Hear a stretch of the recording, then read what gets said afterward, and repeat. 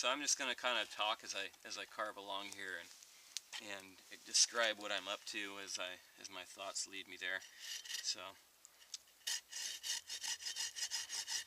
you can use the side of your thumb knuckle along the edge of your blade to get your cut started. Past that skip out point, it's pretty helpful, especially if you're using Japanese saws. Like this is a Swedish saw, but it's got a Japanese. It's a pull saw, and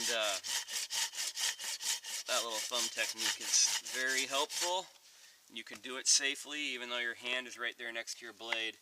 It's not hard to do without cutting yourself. So, what's the best way to hold this guy while I am sawing here? It's kind of a funny cut. I guess I'll just keep going the way I was doing. So, you can use green wood when you're carving, especially if you're new to it. Your hands aren't quite that strong yet. The carving, you just saved yourself 70% of the effort, not trying to carve on cured hardwood. Green wood is just a lot softer to work with, and learn what different kinds of woods are more friendly to carving than others. And that's kind of what I'm trying to do with this hazel right now. I've never carved hazel because it's not crazy common around here, and it's not known as a big carving wood around here, and it might be totally different, in England or something like that. I know they have a lot of hazel. There we go. It's more like what I'm looking for.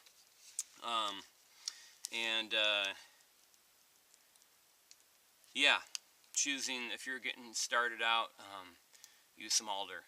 It's softer. You can even go with willow or something a lot softer than that.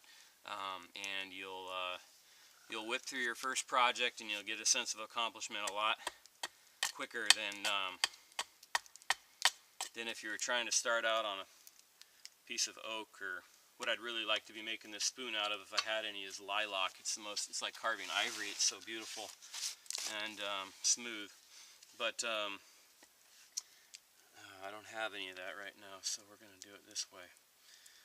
When you're using an axe for carving a hatchet, there's different ways that make removing wood a lot more smoothly. If I was to just kind of I've already taken about 1/2 to 3/4 of an inch of wood off of this side of this branch here, and if I wanted to just try and carve this off from up here and split out, a foot-long piece, it would end up in this knot here. It would turn into a mess. It would run in. The grain would run in, especially on this hazel, and I'd get bad tear-outs. It'd be a pain in the ass. It'd be really hard because I have to hold this thing up with my axe while I'm trying to chop into the top of it, which is only 1 1/4 inches away from the back of my hand, and that's a great way to put yourself in the emergency room again. And it's just difficult. So a more easy way to do that is to start with your axe at the bottom of your cut and make steps up to about 2/3 of the way up to your piece, several inches from the top, and then come down through it. And sometimes in one fell swoop, you'll just all those chips will zipper off all at once. And in a controlled fashion, you can do that multiple times and end up doing a more controlled removal of wood. And I'll see if I can't. This is probably a good spot right here. So I'm stepping up there and loosening up the grain, and that can happen a lot smoother than that. This is got a few knots in it, and then when you need to work at the other end, like say I wanted to take it off of here, you flip the piece around like I just did, and then you do this.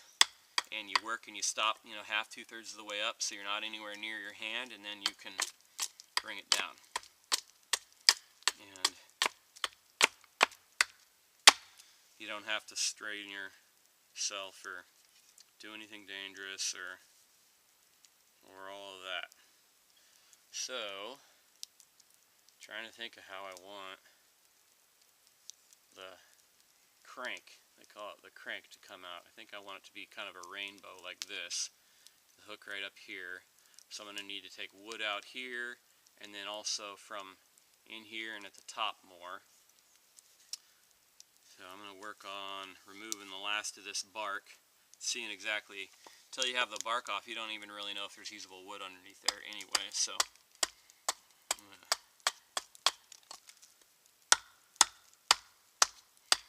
one thing about working with crooks, you could hear how much harder that wood was than higher up there. It's where the tree attaches, where a branch attaches to the tree. It's got lots of leverage acting against it, and trees have developed a really elegant way of making that connection really strong. It's the strongest part of the whole tree, and some of the hardest wood. And the way it works is, if this, well, let's say here, if this is the trunk of the tree growing up through here and then out through there, and this is a branch attached to it. Trees, as everybody knows, they grow in rings. They put a layer of wood on every single year, and so do the branches. Every part of the tree does that, but it doesn't happen all at once. It happens in stages. So the main trunk of the tree will put on a layer of wood, and then the branches will put on a layer of wood, and then the twigs and so forth. And when they're doing that, the wood that's the grain that's coming up the trunk of the tree kind of grows up into what's called the collar of the branch. This is a branch collar here. It's often a fattened area on any piece of wood. Actually, this is the apple. This is what I should have been carving on. This would have been nice. But it's a little bit thickened right here. You can kind of see right here there's a thickened area. And that's where the grain from the trunk of the tree is coming up onto the branch. And there's grain from the branch going down into the trunk of the tree, and when they meet, they do this.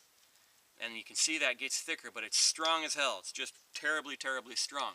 And generally speaking, if a branch is going to break, you know, if this goes out for 10 feet and it's got 30 pounds of apples on it in a windstorm, this thing is going to be under a heck of a lot of load. But if it breaks, it's not going to break here. It's not going to break where it'll tear a big hole in the trunk of the tree. It'll break out here somewhere or way out there. And that's that's really important for survival of the tree, because the maximum amount of leverage is right here where it could do the maximum amount of harm. So in my spoon here, I'm using that extra hard part of wood where the grains kind of do all kinds of neat eddying and swirling together.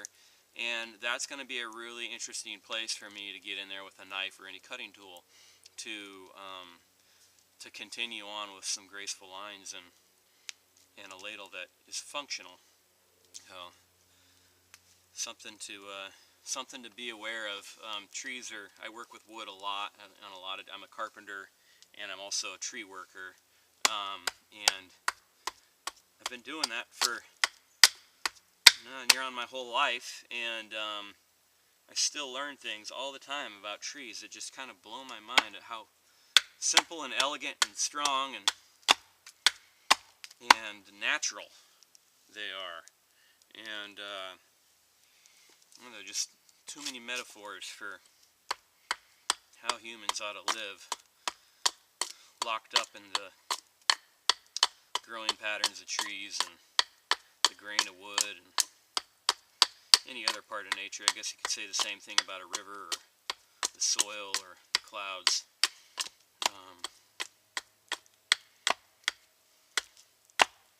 I think that's why people go into nature, is if they're not afraid of it. And if they are afraid of it, it's because they're maybe seeing things a little bit weird. I kind of feel like some people go into nature and they look out and they see chaos, and they just see a bunch of stuff they don't understand. Everything seems to be out of control and whatever. And then there are people who come out and they feel harmony, they feel relaxed, and maybe they don't know why necessarily. But the reality is nothing happens in nature without a damned good reason. Everything has a reason out here. It's not like the human world where it's just somebody's idea that somebody had, and that's why we're throwing $1 million at this particular thing. It's because the raw elements of nature have decided water flows downhill, and that's just the law of the universe. And things always happen for a reason. There's no chaos out here, and there's no egos, and there's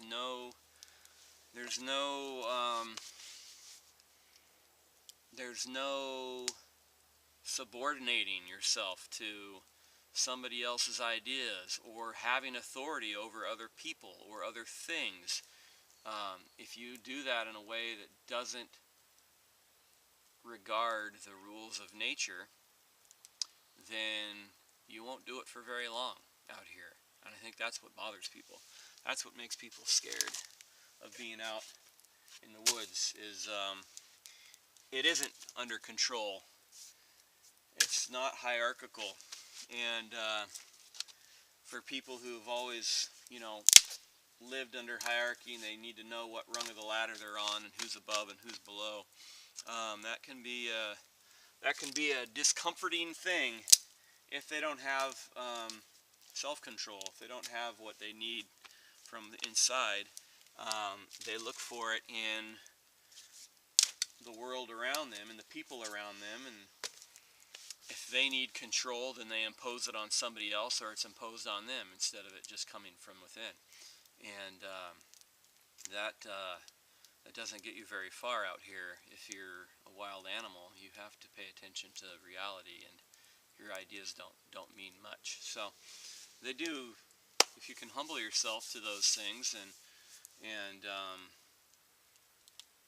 realize that it's more important to pay attention than it is to impose yourself on the environment, then you'll do great. And that's why I like being out in the woods. That's why I like being out in the desert, in the ocean, anywhere I've had the opportunity to spend time in nature. And yeah, so if it's scary for you to go camping, and I know it is for a lot of people, and there's nothing wrong with that.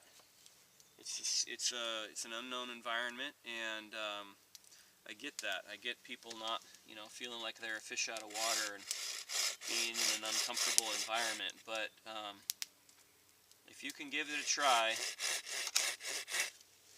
you're gonna be happy that you did. Just let things happen. Try to realize that things might not be under your control or somebody else's control, but they're definitely controlled.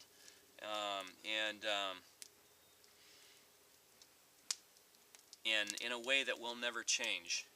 Not in some law that's going to be changed or somebody's mood for the day.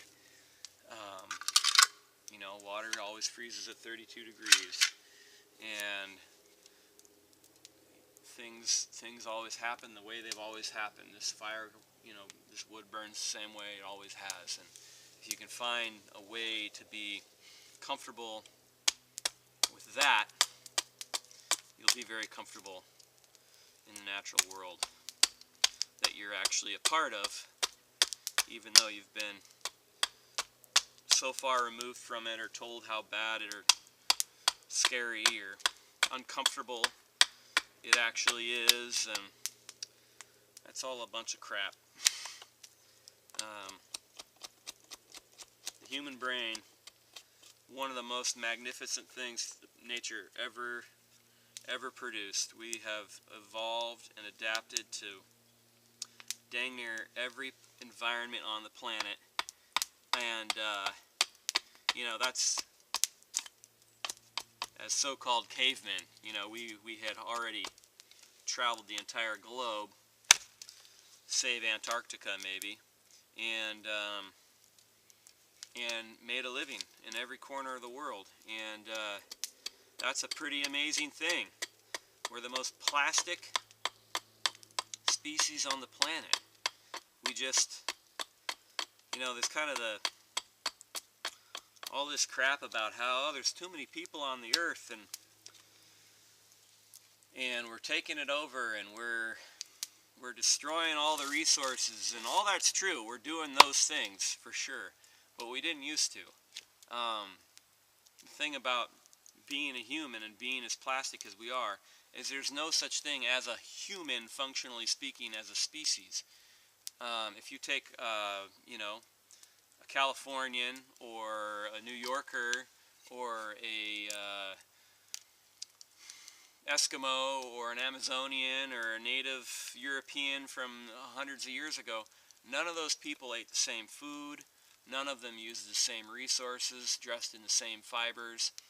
They were functionally different species from each other as far as how they affected the environment around them. And back in that day, back in those days, back in the day,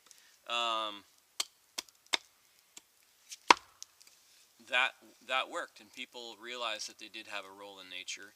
And we're the only species that's got this incredible power to think abstractly, an incredible curse, in that we can see how things interact and what the outcome can be. We can watch our follow through in regards to, if we do this thing in the environment, all these other things are going to happen. And we're the only ones that really do that. And because of that, so many cultures around the world have actually had started to engineer nature so that it was more productive and more amazing. And this odd, virulent thing happened to our species some centuries back that disconnected us from that role of stewardship in nature, that, you know, not only took care of the natural world, but took care of all of our own needs, and we took away this deep sense of connectivity that humans everywhere felt, and we replaced it with this fear of the unknown, I guess. I don't know. It's sad. It's the worst thing that ever happened to man and nature. And it's been an awful thing. And I don't think that most people are aware of what we've lost. Definitely not consciously. I think a lot of people have maybe a little hole in them that they're always trying to fill. You think about, you know, all the big new popular technologies and social media and telephones and laptops and all the newest, biggest this and iPad that and whatever. What do they all do? What do all those things have in common? They're all about connecting with each other. They're all systems or machines that are made so that we can interact with each other. And there's a reason that market, you know, is so strong and so pervasive. It's because we feel a need to connect, and we wouldn't have that need to connect so much if we were doing it. So yeah, it's a sad thing, and now we don't even know what we've lost connection to. It used to be, if you were, you know, if you had done something really bad, you know, the worst punishment for a crime, it wasn't death, it was excommunication. It was being kicked out of your culture, out of your tribe, out of your area even. Taken from a place you deeply understand, from people you deeply understand, and out onto your own, where you could probably survive quite well because you're a skilled person back then. But so much connection had been ripped out of you, and not many people survived that experience. But yeah, I think that's also why we watch so much TV. You know, like, humans around the globe, everywhere that there's wood to burn or mammoth bones to burn or whatever, the end of every day was spent sitting around a fire, having dinner, listening to each other tell stories, and listening to what your dad did that day, your grandfather, or they're listening to what you did that day. And you sit in front of this flickering light and listen to these stories and connect with each other. And now we do the flickering light as a TV screen. And I think we have like a genetic predisposition to sitting in front of that storytelling flickering light. And it's been a big part of you know, why why we are who we are today and why we spend our days. You know, I think the average American watches 3.5 hours of TV every day. It's kind of mind-blowing. I gave up watching TV when I was 19, and I started working for the Park Service back then, and there wasn't any TV reception out there. It wasn't a TV, and I didn't watch it for 6 months, and I didn't miss it. So when I went back to Spokane to go to college, back to college, I didn't start up again. I just didn't. I just was just too many hours out of my day that I could have spent doing something like what I'm doing now, or talking with people, or connecting in some way to something. And that's something I really kind of hit home for me when I started teaching kids years ago. Kids that are used to, you know, being entertained at, playing a video game that's just all bells and whistles and bright colors and loud smashing noises and just blowing open their senses constantly, and they've got this hole in them that they're trying to fill, and they're just pouring all this stuff into it, and it feels like it's full for a little bit, but when it's gone, that hole just is bigger. And the only thing you can pour into that hole is yourself and each other, and this, and it's sad because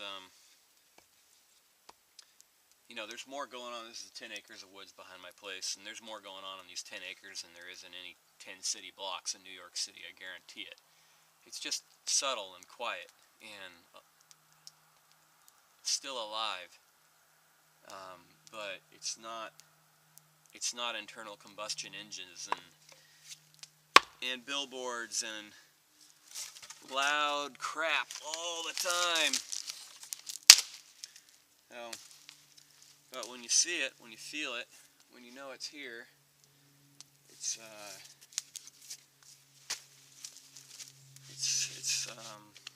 lot more. It's relaxing. Puts your brain in a state of being able to concentrate on a task. Try and create something beautiful in the world. Pay attention to people who are talking to you instead of whatever the rat in your brain is always trying to spin out.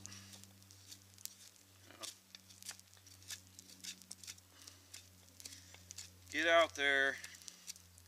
Get out here. You don't need to drop coin at REI or any other super expensive outdoor store. I'm wearing a t-shirt and a pair of blue jeans right now. I'm just out here sitting, not trying to hike across the Appalachian Trail, or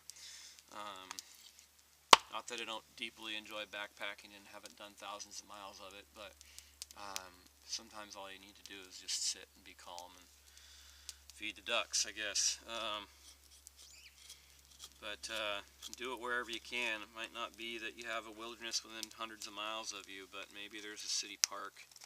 Maybe there's a quiet corner in the back of some alley that's got weeds growing in it. Who knows what? But nature is all, and finding a quiet place to reflect and be a different kind of productive, and I don't know. It's given me a great deal of meaning in my life, and that's why I teach now. That's why I like to teach people how to do these things, because I just see it, especially younger kids, man. They just freaking light up. It's amazing. Teach a couple little kids here that I mentor every few weeks, and 7 and 9 years old, brother and sister, and we were here a couple weeks ago making cordage out of willow bark. Actually, I've got the remains of some of that here. This is the willow branches. There's a willow that fell behind the camera there, 40-50 yards away, and we stripped all the bark off of it. We're going to use these to add some more rafters to extend this roof up so that we could be under here in the rain. And We strip the bark off. Here's a bunch of the strips right here.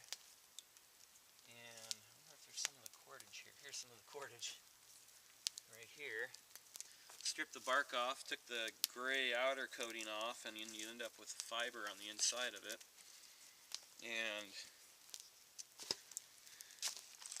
let's see if this will still do it when it's dry, but you can kind of see there's a coating of green there that comes off, and then there's a coating of white fiber on the inside here.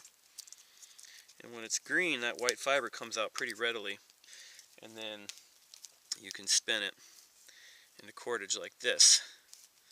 And let's see right here. This is called a reverse twist, and this was done by a 7-year-old little girl for her first, her first time. She saw me. I made a bracelet for her once last summer, and she just was totally floored by it and wanted to learn how to do it. So that's what I taught her how to do, and that's how I like to teach. There's a school of teaching called the Coyote way of teaching, and instead of teaching a curriculum and not paying attention to the student, you pay attention to the student and you teach to their interests, and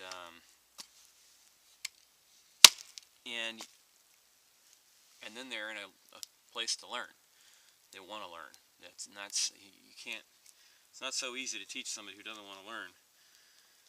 Everybody wants to learn. We're human beings. We have learning hardwired into our wants all the time. But we found so many creative ways to make learning stupid and not fun, and and it's put a whole lot of people off of it. And